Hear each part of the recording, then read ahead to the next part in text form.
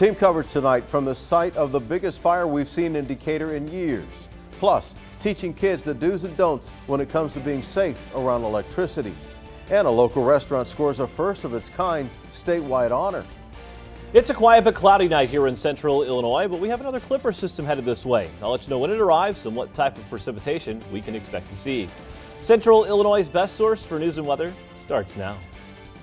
Illinois' best source for news and weather. WAND News at 6.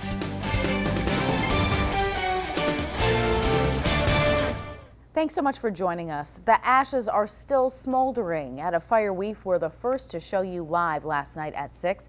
Today, the city began the cleanup process. WAND's Marianne Manko is live at the scene on Decatur's northwest side to start our team coverage tonight. Marianne? Well, this warehouse that sits on the corner of East Grand in Illinois spans about an entire city block, or at least it did. Last night, that fire got started about 4 p.m. and that reduced this building to rubble. And what little bit that the fire didn't get, well, the construction crews and people that are out here for demolition have already knocking down walls for safety reasons. Joining me now is WAND's Doug Wolf. Doug, this fire last night was just enormous. In fact, they're still here, probably one of the biggest we've seen in the Soy City in years. Oh, absolutely. The firemen are still pouring water on it right this minute. One of the biggest ones indeed. It's a fire that exhausted much of the city's resources. The big ones don't come along very often. But when they do, firefighters' safety is always threatened. We exhausted all the city's resources, including our reserve apparatus. A warehouse a block long collapsing. Homes across the street in danger. We had to evacuate the premises. Trees lighting up like it was Christmas.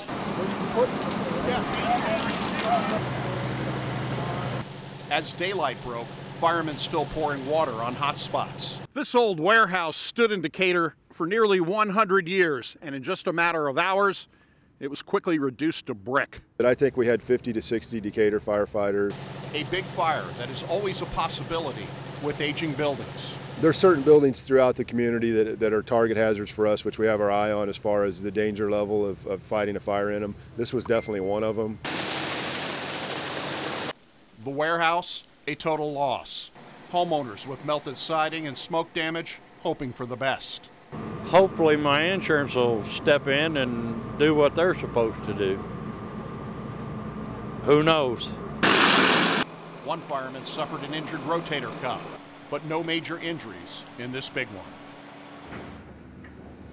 Now, as far as the weather goes, we were actually kind of lucky. A couple of weeks ago, we had that single-digit stuff. This time last year, below zero. We're in the third week of January. Temperature's been toward the upper 30s during the daytime, and even last night, it kept this stuff from freezing over and injuring more people with ice and, screwing up the equipment where the equipment was froze up. So really, we got lucky with the weather. We really did. Unfortunately, no hypothermia or anything like that. In fact, we still have crews out here, so we're still lucky as far as that goes. A few more details now about this warehouse building. This building on East Grand was built nearly 100 years ago, and during the Great Depression, it housed the Ferries factory, Ferries Manufacturing. In recent years, Aramark was here, and the building was most recently used as a storage and repair shop for kitchen equipment for a company called Action Equipment. We talked with the owners last night. They said they don't really know what's next, but the city knows what's next, and that is the demolition process, mainly for safety reasons and to get the roads open. And then there's going to be more after that, and the taxpayers are also going to have their own bill. We'll have more on that coming up tonight at 10.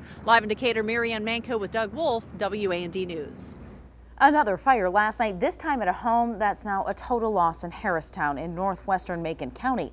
Fire crews were called to this home in the 7200 block of West William Street around 7:30 last night.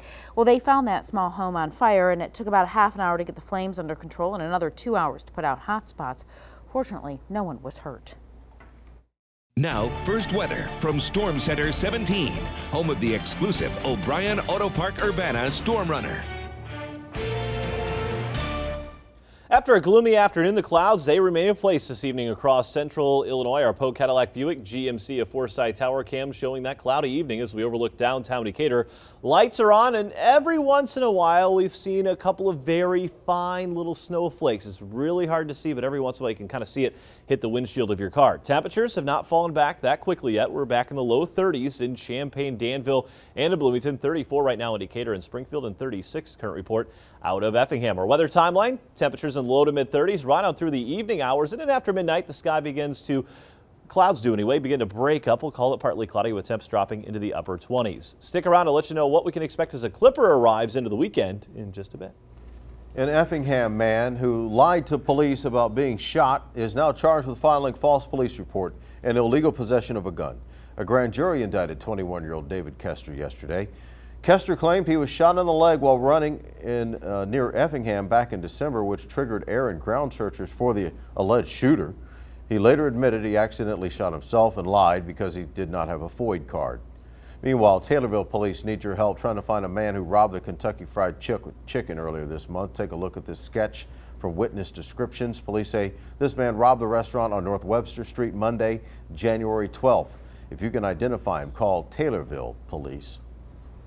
Now here's more of what's making news. Lawyers are contesting a law which overhauls the state pension program that's currently more than $100 billion in debt. They're asking now for more time to file arguments, saying they need until March 16th. But the state Supreme Court said in December it's fast-tracking the appeal of lower court's previous pension ruling. Well, Champaign-Urbana joins a massive national campaign for free student admission to the film Selma. African-American business leaders joined up nationwide to allow more than 300,000 students to experience the film and learn more about Black history. Tonight at 10, how groups are chosen to participate and more about this award-winning film. Well, the Clinton Nuclear Power Station, it's offline after a suspected pipe or valve leak was detected yesterday evening. Exelon Energy says operators found elevated water levels in a containment sump and decided to take the power station offline. While it's down, operators will do maintenance work at the plant. Well, electricity, we take it for granted, basic part of everyday life, also comes with dangers that kids need to know about. Now, Ameren is doing their part to educate kids about the dangers of electricity. WAND's Ed Cross is with us now to show you how. Whether it's lightning in the sky or a down power line, Ameren teaches children how to be safe with electricity, and hopefully they'll teach others. What may look like a bunch of toys is actually Ameren's way of teaching these students about the dangers of electricity. He's touching the house and he can't see. There's arcing and there's sparking everywhere. Stacy Young visits schools, teaching the students electricity safety. Kids, we find, are usually the people who will influence parents to change their behaviors or do things differently. So if we can tell the story to kids and get them to better understand it, they'll be safe around electricity, their families will be safe around electricity, and because they'll teach those concepts to the people around them. It's a lesson that really sparked an interest in some students. I didn't know that there was these boxes and they have like power stuff in them. Fifth grader McKaylee Wagner says she'll use what she's learned to teach her brother how to be safe. I'll be teaching my little brother to stay away from the deep down power lines that are down deep and call 811.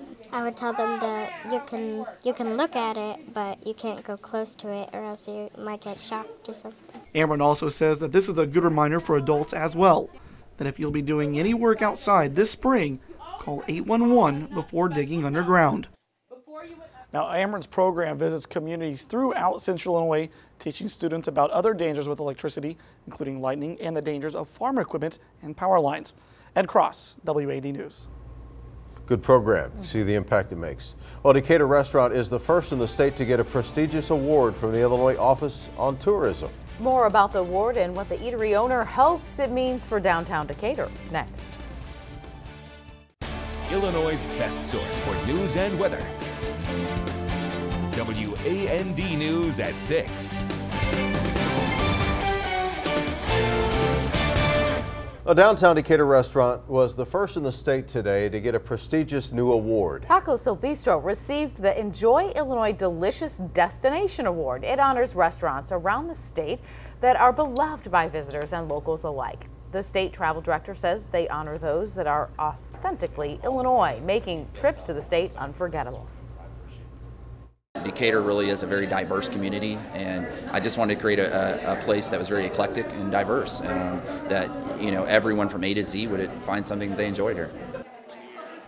Paco's is the first restaurant in the state to receive the award, and the Decatur Area Convention and Visitors Bureau hopes more local restaurants will be honored as well. A tip of the hat and the napkin. Congratulations, it's really good. Yeah. There's a lot of good food there. Look how at it chopping that quality onion. it is. That's quality awesome. it is. And it's usually this time when we talk food. Yes, and it's always around 6:15. Our mouths start to water a little bit. And, we're talking about the 3-degree guarantee at this time every single night. Our forecast high of 37 today. We got up to 36. I was pretty good mood at midnight last night because we were at 35. I was like, all right, we're in the ballpark, and the clouds never cleared out, so temps really didn't warm up that much. So up to $650 now for Decatur Cares. That's great. Highs in other locations today, pretty much right on par for this time of the year. 37 in Jacksonville, along with Effingham and Mattoon. 35 in Danville and 36 in the Soy City. Stick around. I'll let you know when the next chance for a rain-snow mix heads our way after the break.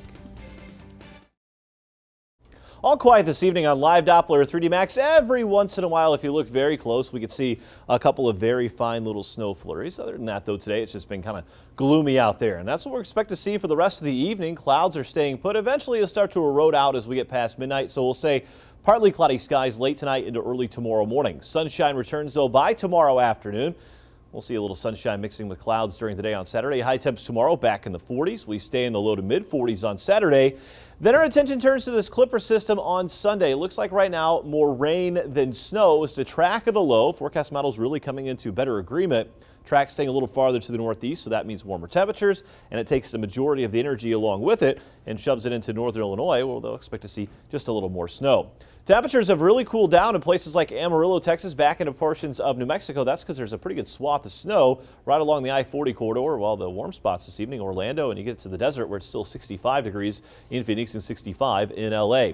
Our temperatures here at home really haven't budged that much. Not a very large diurnal swing in temps. We saw overnight lows as we woke up this morning in the low 30s, daytime highs only in the mid 30s, and we're still sitting right now in the low to mid 30s pretty much area wide.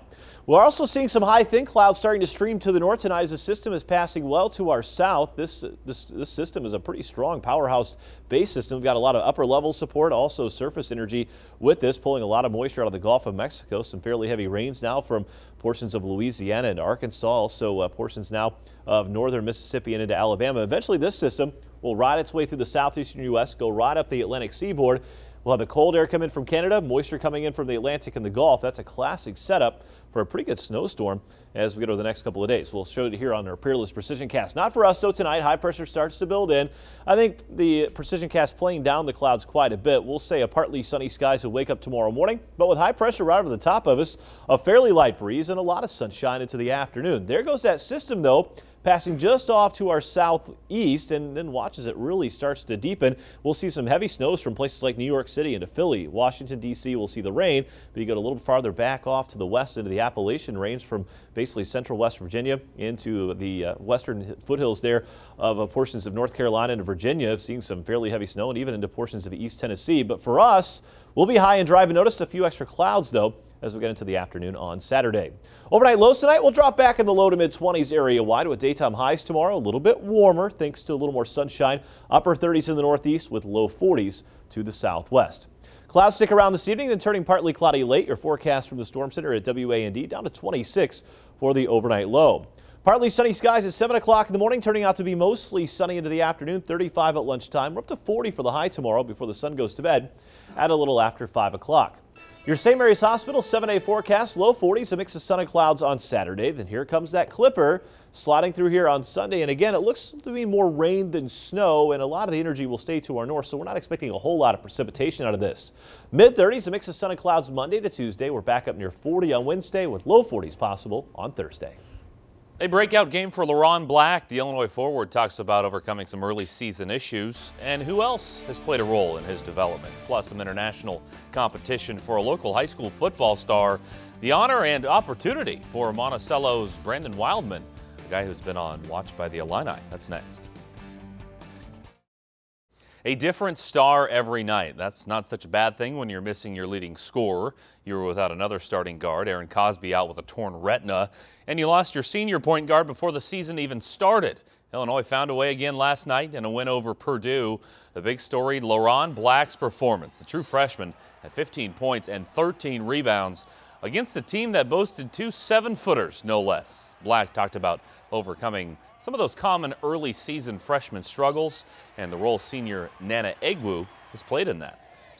Coaching staff and the players, they just told me to keep pushing and keep working, and that's what I did. And my mama, she didn't raise no quitter, so I wasn't going to quit. And I think Nana's done a great job of leading LaRon. You know, the way they act, all the different things that Nana has taught not only LaRon but other players as well. But those two have kind of a special connection because of their motor.